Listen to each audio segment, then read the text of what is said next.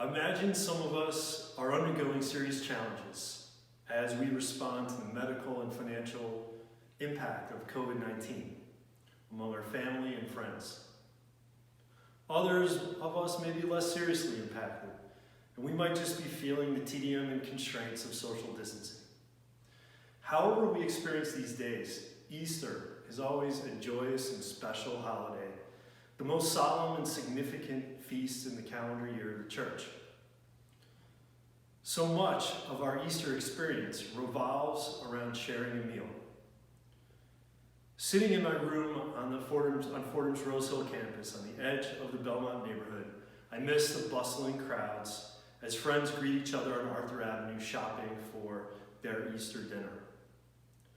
I also miss celebrating the Eucharistic meal in community as together we give thanks to God and find strength for the journey, breaking bread, pouring a glass of wine, and sharing stories with each other. After Jesus' execution, the disciples had their own experience of fear, sadness, loss, and uncertainty. The Gospel of Luke recounts the story of two of them who were walking to Emmaus when a stranger appears. I imagine them walking 6 feet apart.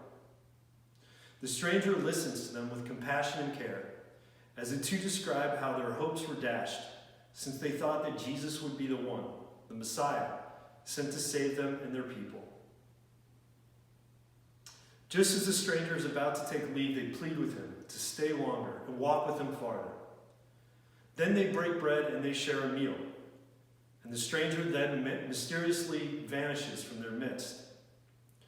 As they look back on their experience, they recognize that the risen Christ was with them, walking with them, journeying with them, telling them stories, breaking bread, all in the guise of a stranger.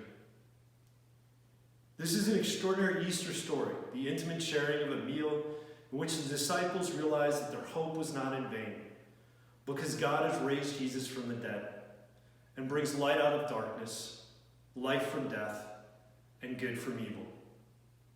As you look back to happier Easters, to the blessings of friendship and family, to gathering around an Easter table for supper, I pray and hope that you will recognize the joy and the peace of the risen Christ.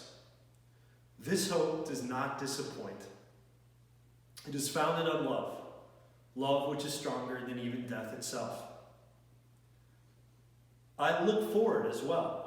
I look forward to a day in the hopefully near future when we will be able to gather more freely around the table and find goodness, and yes, even find and recognize God in one another. For this too is the promise of Easter. Happy Easter, and until then, may God bless you and your families with good health.